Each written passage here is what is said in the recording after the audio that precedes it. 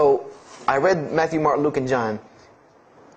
All of it was saying the same to me. I said, and I was thinking to myself, this is not what I was taught about Christianity. You know, you're taught that God is 1 in 3, 3 in 1. You know, 1, 1, 1 equals 3. You know, Father, Son, Holy Spirit. Jesus died on your cross to forgive your sin. You know, and there was another thing that I noticed from the Old Testament, and this is a beautiful lesson to Muslims, because you're asked this all the time, especially when it comes to dawah. And I never put 2 and 2 together until I learned Islam and then read the Bible one more time. Is I wanted to know why the Jews wanted to crucify Jesus so bad. Why so bad? They could have just mobbed him anywhere and killed him on the street. It's not like he had clans like the Arabs that would have come and backed him up. I said, why didn't they just kill him? You know, why were they so strict and sincere to tell Pontius Pilate, you got to kill him and you need to sanction it? We can't do it, but you need to sanction it to kill him. And now I understand it. Was that Jesus had a mission, and that mission was to share God with the world. And Paul even kind of tells on himself in his book of Galatians as to why Jesus was meant to be crucified, or the Jews wanted to crucify him. Paul said that the crucifixion is the stumbling block for the Jews. And he explained in Galatians that Jesus Christ, and this is how he tried to roundabout explain it, was cursed for us, to remove us from the curse of Allah by taking this curse upon us. For it is written, and he quoted the Old Testament, everything that hangeth on a tree is cursed. So I went back and studied the Old Testament and Judaic law, and I realized that people who were crucified, that was considered a curse upon them. You had to do something pretty serious to get crucifixion, because it was considered a curse from God. It was part of their law that when someone is crucified, that person is cursed. So wherever they buried these criminals, like in the graveyards in Israel, in Jerusalem, in Palestine, where they buried these criminals that were crucified, this was considered cursed ground. This was considered ground that you didn't go on, and you did nothing here, because these people are cursed by God. So I started to put 2 and 2 together. That it's not that they wanted to kill Jesus, because they could have just killed him. They wanted to disprove who he was. This was their point, was to disprove who this man was. He said he's the Messiah. They wanted to disprove it, and they knew if you can crucify Jesus, he can't be the Messiah. He cannot be our Messiah if you can crucify him. And even if he is, if we can still force our crucifixion on him, then that'll detriment his message.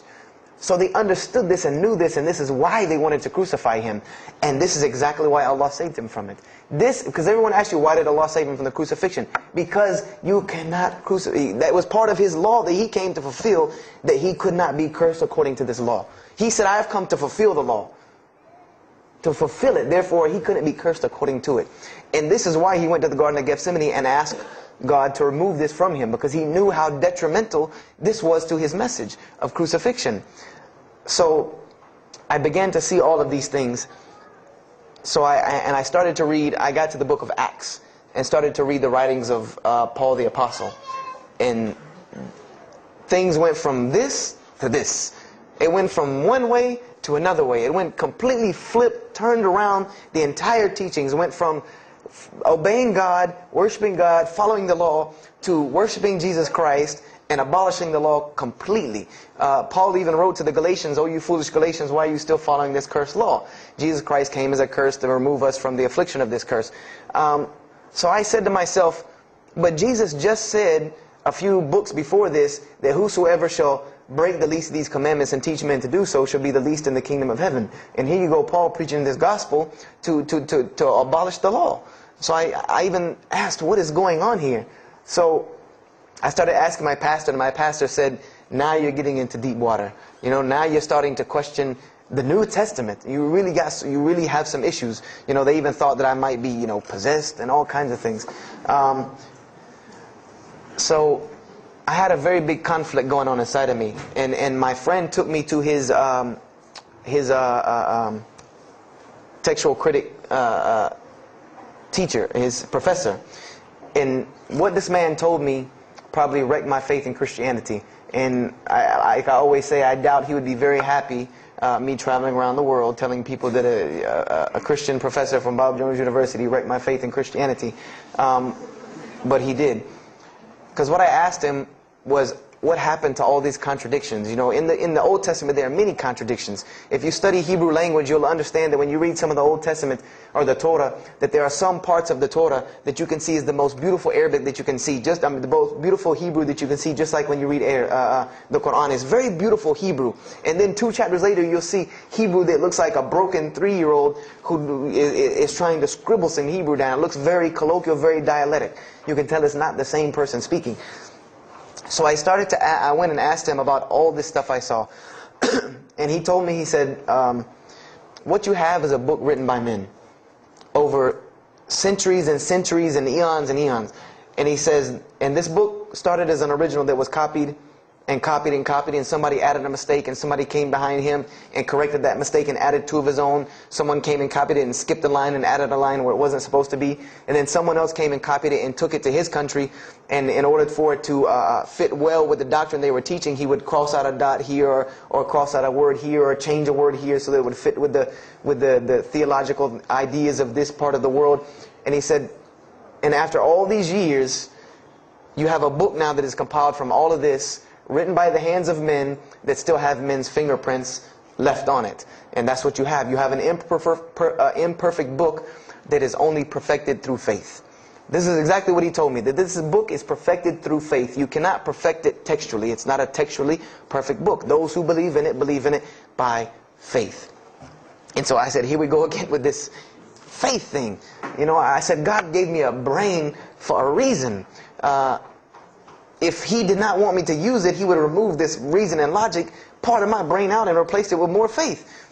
So, you know, and I was of the opinion, you know, as the saying goes, my grandmother didn't raise a fool. I'm no fool. You know, I said, I can't believe in this. You know, I mean, this book I've been taught is the inerrant word of God, and you're just telling me that it's a book of errors that's only perfect through faith. That's like me taking a 1982 Datsun all beat up and saying, if you believe it can be a Mercedes. If you believe. You know, that would make no sense. You can't take a car to the car dealership and say that. No, if you really believe it, if you look at it right, it's a Mercedes.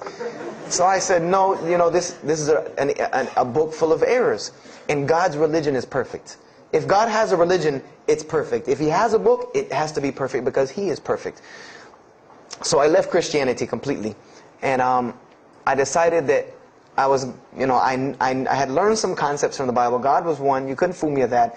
You know, I had also concepted that there should be nobody standing between me and God because He created me without permission from anyone. Therefore, I don't need to be taking permission from someone to go to Him. If I had to be forgiven for something, it should come from Him, because on the day of judgment, it's going to be me and Him alone. And I didn't know about God's prophets yet. You know, I had my doubts and persuasions about that. So I decided to start searching other religions. I went back to Judaism. I studied Judaism. I found the same thing that Jesus taught about two spiritual Jews that leave the law, and Jews that were so caught up in the law that they left no room for spirituality. I studied Buddhism, Hinduism, Taoism, Confucianism, Wiccan, Bushido. You know, everything I could get my hands on, every type of ism or religion, I studied it. But there was one litmus test that I used for every religion. And whenever I met them, or the people, or whatever about this religion, I would always ask them, do you have a book? Do you have a book? Because another thing I had come to the conclusion of is that if your religion is true, you should be able to tangibly hand me something and show me that this religion is true. Give me something that I can see. I don't want to hear that faith stuff anymore. I heard that all my life, and look where it got me. It got me thinking I'm driving a Mercedes running around in a 1982 beat-up Datsun. I said, no, you have to show me. And so I read the Bhagavad Gita, I read the Torah, I read the Scrolls of Tao, you know, I read the Code of the Bushido, I read the Wiccan Book of Spirits and Spells and all that other magic stuff they have. And I read all of these things, and I found something very congruent with all of it, was that there were very same philosophies and teachings in all of these major religious books. They all talked about God and His nature. Most of them alluded to the fact that God is one, and that God sends messengers to us and people to us to teach us. But they were filled with a whole bunch of garbage, to be honest with you, that I couldn't logically, rationally believe. So at about the age of 17, just about the time, about 17 and a half, I gave up my search for God. And I became kind of angry with God because I said, here I am looking for you, and I can't find you, and it doesn't look like you're giving me any help. And I don't know how many of you know, but for a 17-year-old that is frustrated with God and the world, there's a lot of trouble he can get into. There's a lot of things he can do to put himself in predicaments when he's frustrated with the world and had come to the conception that, you know, if there's a God that exists, then he doesn't really care about me. You know, that's a kind of a dangerous young man. So I started doing the whole partying in trouble, going to parties, drinking underage, all of this stuff I started doing. You know, I'm a perfectionist at heart. So when I was a Christian, I tried to be the best one I could. If I was going to switch to being any other religion, then I was going to do that 100%. So you better believe when I went after the dunya, I did that 100%. And, you know, I was a martial artist since I was 15 years old. And even though it was only 2 years, you know, 2 years at 17, you think, you know, you're Bruce Lee. So I got into a lot of fights.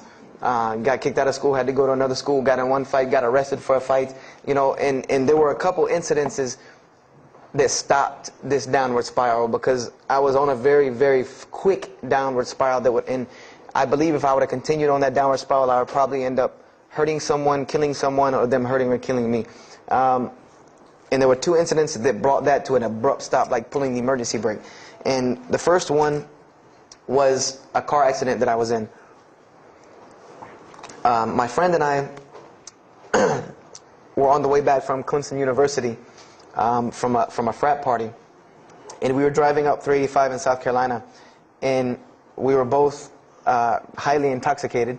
And I decided that night that he was driving, I decided to put my seatbelt on for the only reason that I kept falling over when I fell asleep without the seatbelt on, because I didn't really believe in the seatbelt thing, because I said, if I'm going to die, I'm going to die. You know, that was the conception that I come up with, that if, you know, if it's time for me to die, it's time for me to die. I didn't believe in the whole tie your camel thing. So I put on my seatbelt, and I fell asleep. And the next thing I know, I remember waking up with the car shaking. And I woke up to grab my friend because I thought maybe he had fallen asleep. But when I woke up, the only thing I saw was the tree line and then the pavement coming right at my face. And the window smashing and the car flipping, the whole 9 yards. And us landing in a ditch. And I remember getting out of the car. That was the first thing I thought. You know, number one, I couldn't believe that, you know, you don't really think about, oh, you're alive. No, you just move. I jumped out of the car and realized that I had jumped out of the back of the car that wasn't there anymore. It was still in the median on the other side of the highway, and the front part of the car was over in the ditch. And I drug my friend out, who was knocked unconscious, and pulled him over the side of the road. I had no injuries. I looked at myself trying to find what's missing. And there was nothing but a piece of glass stuck in my arm that I pulled out.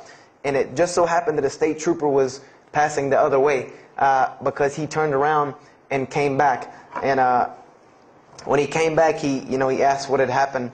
And the first thing he asked me was, did you see what happened? Because there was other people who would pull over, so I guess he thought that I was a bystander, because I started to walk towards him. He's like, did you see what happened? You know, where are the people? I said, yeah, I really saw what happened. I was in the car.